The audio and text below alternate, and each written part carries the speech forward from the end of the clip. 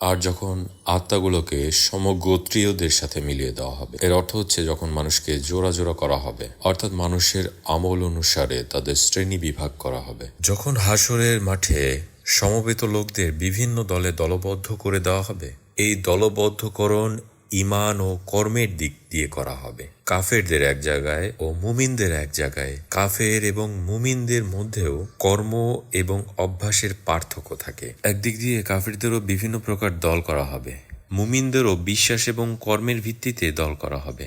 যারা ভালো হোক মন্দ হোক একই প্রকার কর্ম করবে তাদেরকে এক জায়গায় জড়ো করা হবে।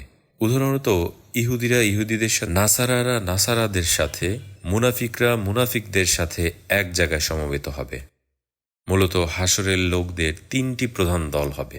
1 নম্বর দল হবে পূর্ববর্তী সৎকর্মী লোকদের, 2 নম্বর হবে আহসাবুল ইয়ামিনের এবং 3 নম্বর হবে আহসাবুস শিমালের। প্রথমোক্ত 2 দল মুক্তি পাবে এবং তৃতীয় দলটি হবে কাফের পাপাচারীদের, তারা মুক্তি পাবে না।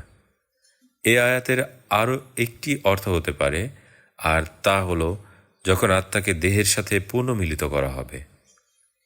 কিয়ামতের সময়ে সকলকে জীবিত করার জন্য প্রথমে দেহকে পুনরায় সৃষ্টি করা হবে, অতঃপর আত্মাকে দেহের সাথে সংযোজন করা হবে।